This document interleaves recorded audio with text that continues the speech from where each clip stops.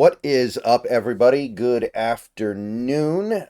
We got some Seattle Seahawks updates here, courtesy mostly from Mike Macdonald, who, after talking about, the successful birth of his child, also talked about some football stuff. So he's plugged in. He's ready to go. He's ready to continue on.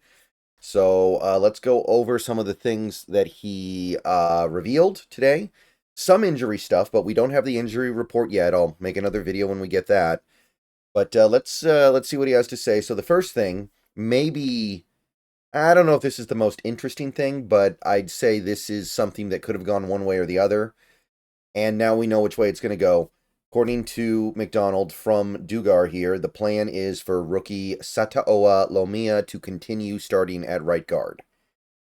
So that first game, I mean, I definitely don't think he was as bad as Pro Football Focus said. I'll put it to you that way. I don't think he was that bad. I don't. And I saw a couple other people kind of echo that sentiment. Maybe he was not good. Maybe. But there's no way he was that bad. I guess the two penalties, but one of the penalties was pretty soft. So, I don't know. I think he did all right, and I'm down for this. I'm down with it. At this point, I think you have to look at Christian Haynes as being a center or left guard going forward. I think the right guard, you just have to close that door on him, and you have to stop thinking about it unless it's like a complete emergency because nobody else is healthy. Because he just doesn't have it. He just doesn't have it there. He doesn't have the strength. And Laumea, maybe he'll get better. Maybe he'll get better as time goes by. I don't think that first game was that bad. So if he can build on it, if he can build some momentum here and actually become an average right guard, which is not that hard to do if you have the strength like the way Laumea has. So I'm for it, but this was definitely something that could have gone the other way. So Laumea is in per Dugar. Special teams. We got to talk about special teams, especially after that game. Curtis Crabtree relays this from Macdonald. The kick return and punt return jobs are up for grabs right now. They don't know what they're going to do yet. D. Williams is still involved, but no guarantee that he's actually going to get to do it. You guys know how I feel about this stuff, right? D. Williams, you can't be worse, and he doesn't do anything else, right? It's not like he's a good receiver or a good cornerback. So I don't know why D. Williams is still here. I do respect the fact that this team doesn't have a lot of good options right now, but you could maybe give Chenault's spot to Aesop Winston and let Aesop Winston try. You could there are probably some guys you could sign up off the street or off somebody's practice squad that can at least catch a punt. So I don't know why this is so difficult. There was some discussion that maybe JSN could start returning kicks and punts. I mean, I don't hate the idea fundamentally, but the problem is, do you really want to put a player who has become one of your best players in the line of fire like that? That seems dangerous. And if JSN actually does return a kick or a punt and get hurt, the people behind that decision will never forgive themselves because it's such an obvious thing that you should not do. And everybody knows you don't do that stuff. And if you actually do it thinking you can get away with it and you don't get away with it, you look like about the dumbest person on the planet. So I don't really like that idea, but Aesop Winston, man, they say he's good at this stuff. Let Aesop Winston do it.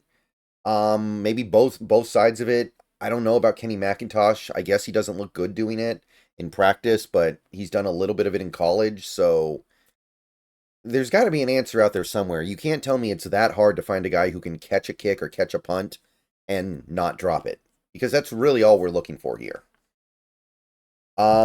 Dickson, we got an update on Michael Dickson here from Dugar. They're pretty sure he'll be good for Sunday. Pretty sure. So, not as confident as we would have liked, but it seems more likely than not that Dickson is fine. It seems like whatever happened on Sunday was just pretty, something pretty random and sporadic, and ultimately left as quickly as it came in, rather. But there is some possibility that we add a punter between now and the game, which I mean, I don't think I need to explain why little things like that, a team having to do something like switch out a punter right before a game, could lead to real problems because there's no synergy, there's no camaraderie between like the long snapper and the holder and the punter, etc., etc., etc. So I hope this doesn't come back and bite us. Remember, Dickson's also the guy who holds extra points and field goals.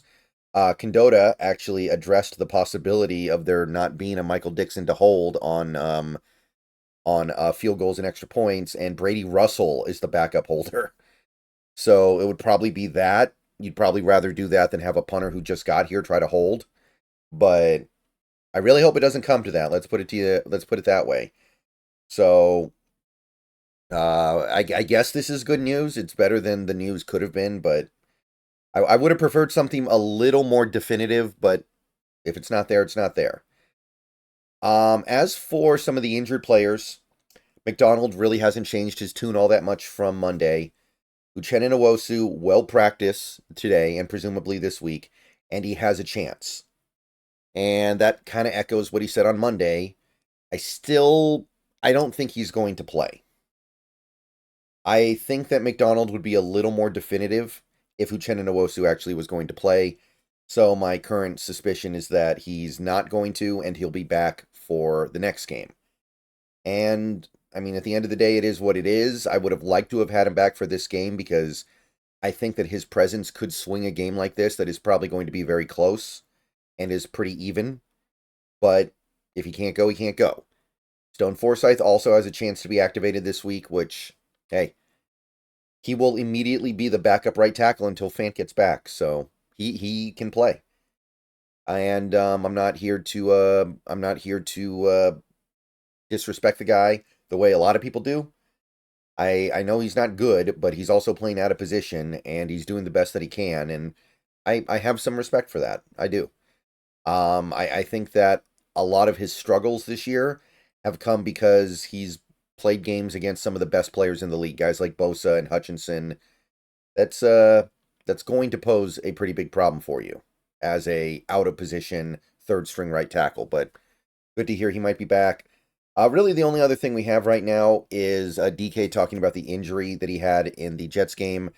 He actually said his leg went numb when he got hit, which is why he was carried off the field, which is why he actually thought it was really bad. He thought it could be like similar to him breaking his neck. He thought maybe he broke his leg, but it was something to do with his nerve. It was like you're hitting your funny bone. So he was able to get back on the field after 2 plays, which, imagine this team without Metcalf. Imagine this team without Metcalf being able to stretch defenses and open up the rest of the offense. So good thing we got good news there. But if you were wondering what happened with Metcalf, why he went from being helped off the field to being back on the field after 2 plays, this is why. It was a fugazi, I guess. So that's all we got right now. That's all we got from Macdonald. Pretty expansive, actually. Not a bad set of information here.